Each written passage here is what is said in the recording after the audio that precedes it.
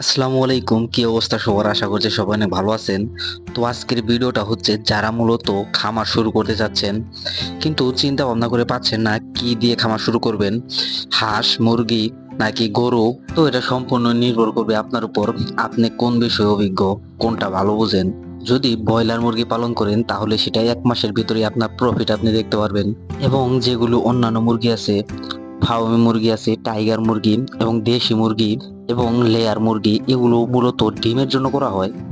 এগুলো আপনার মূলত 6 মাস থেকে 1 বছর লালন পালন করার পর ডিম আসে। তো তখন কিন্তু আপনার যে টাকাটা খরচ হয় প্রথমে, সেটা কিন্তু পরবর্তীতে মানে মুরগি বিক্রি করে উঠাতে হয়, যেটা 15 মাস 18 মাস এরকম ডিম পাড়ার পর।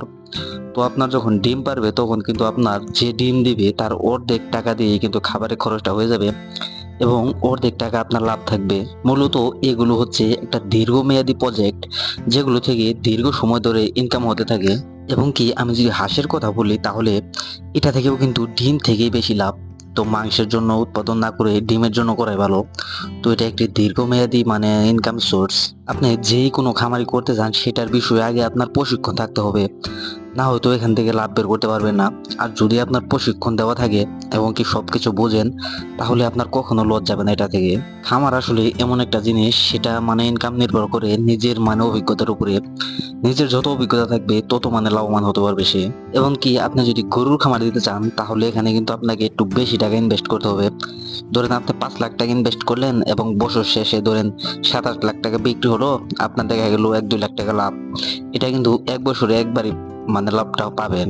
তো আপনি যদি একদমই নতুন হয়ে থাকেন তাহলে আমি সাজেস্ট করব, বেশি একসাথে না করে আপনি অল্প দিয়ে আগে শিখে নিন। যেটা আপনি একবার শিখে নেবেন সেটা থেকে দেখবেন লাভ করতেই পারবেন অবশ্যই। ধরেন আপনি ব্রয়লার মুরগি পালন করবেন তাহলে প্রথমে 100 দিয়ে আগে ট্রাই করবেন, মানে নিজে বোঝার অনেক কিছু আছে এখান থেকে। মানে মুরগি অসুস্থ হওয়া, কখন কি দিতে হয়, কখন কোন ভ্যাকসিন, এগুলো আপনার আগে নিজের বুঝে নিতে হবে, নয়তো এখান থেকে লাভ হতে পারবেন না। আমি কিন্তু আমার চ্যানেলে প্রতিনিয়ত এই ধরনের ভিডিও আপলোড করে থাকি। হাঁস মুরগি, কোয়েল পাখি, এগুলো কতগুলো পালন করলে আপনি মাসে কত টাকা লাভ করতে পারেন, এসব ভিডিও কিন্তু আমি প্রতিনিয়ত আপলোড করে থাকি। তো আমার পরামর্শ হচ্ছে, আপনি যদি একটা খামার দিতে চান আর সেটা যদি হয় আপনার বাড়িতে, তাহলে অবশ্যই অবশ্যই 2-3টা গরু আপনার খামারে রাখবেনই, এটা মানে অবশ্যই রাখবেন। তাহলে বছর শেষে আপনি ভালো একটা বেনিফিট পাবেন। ধরেন আপনি 500 কোয়েল পাখি পালন করেন সেটা ডিমের জন্য, কিন্তু আপনার লক্ষ্য থাকতে হবে আপনি ডিম বিক্রি করবেন না, আপনি ওই ডিম থেকে বাচ্চা ফুটিয়ে বাচ্চা বিক্রি করতে পারবেন। তাহলে ধরেন একটা ডিমের দাম যদি 3 টাকা হয় এবং ওইটা ফুটানোর পরে একটা বাচ্চা যখন 1 দিনের বাচ্চা থাকে সেটার দামই কিন্তু 7-8 টাকা হয়ে থাকে।